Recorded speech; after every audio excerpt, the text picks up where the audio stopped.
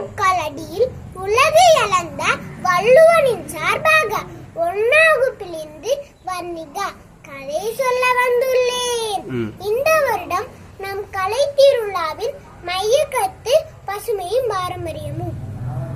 இதை பற்றி என்ன கதை கூறுவது என்று என் அப்பாயிடம் கேட்டேன்.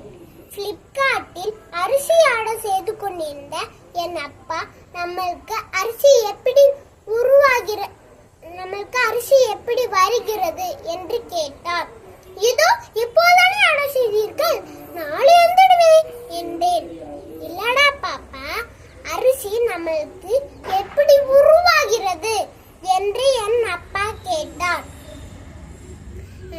அப்பா, நான் கேட்கிறதுக்கும் நீங்கள் கேட்கிறதுக்கும் என்ன சம்பந்தம் என்று என் அப்பாவிடம் கேட்டேன்.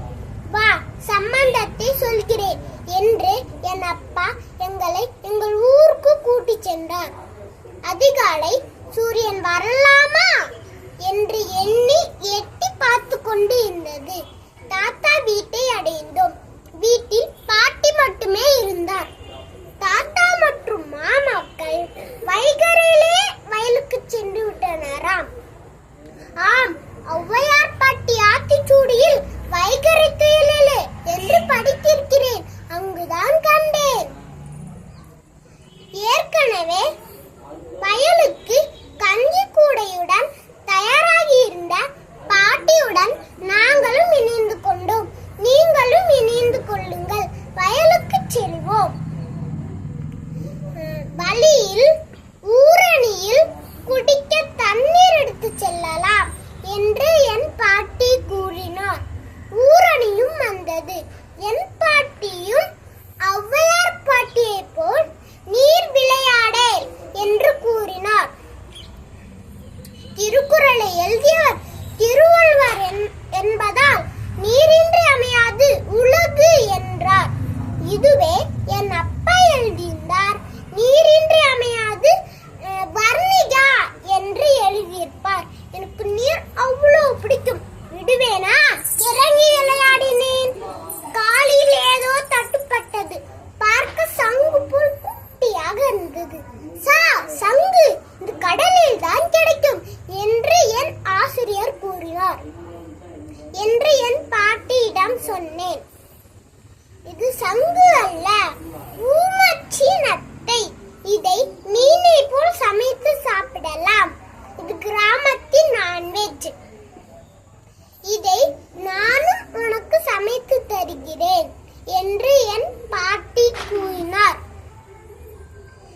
வயலை நெருங்கினோம். ஏதோ மனம். என்னவென்று கேட்டேன். இது உழுவதால் வரும் மண்ணின் மனம் என்றார்கள். யார் சொன்னது பூவோடு சேர்ந்து நாரும் மணக்கும் என்று? இங்கு பூ இல்லாமலேயே மண் மணக்கிறது. ஓ, இதுதான் பசுமையின் வித்தையோ என்று எண்ணினேன். தாத்தாவை கண்டவுடன், தாத்தா என்ன செய்து கொண்டிருக்கிறீர்கள் என்று கேட்டேன். இந்த நெல்லை விதைத்து விளைவிக்கும் விவசாயம் செய்து கொண்டிருப்பதாக சொன்னார். நீங்கள் ஏன் அப்போதுதானே நமக்கு அரிசி கிடைக்கும் என்று கூறினார். நீங்கள் ஏன் தாத்தா இவ்வளவு கஷ்டப்படுகிறீர்கள்? எங்களை போல பிளிப்கார்ட்டில் ஆர்டர் செய்யலாமே என்று கேட்டேன். என்னை பார்த்து சிரித்த தாத்தா சொன்னது என் மனதில் பசுமரத்தாணி போல் பதிந்தது. என்னை போல் ஒருவன் அரிசி விளைவித்தால்தான் உன்னை போல் ஒருவன் அதை ஆர்டர் செய்து வாங்க முடியும் என்று என் தாத்தா கூறினார். இன்றைய அதிநவீன தொழில்நுட்பங்களால் ஒரு உயிரை கூட உற்பத்தி செய்ய இயலாது. ஆனால் உயிரற்ற இந்த நெல் விதையாய் விழுந்து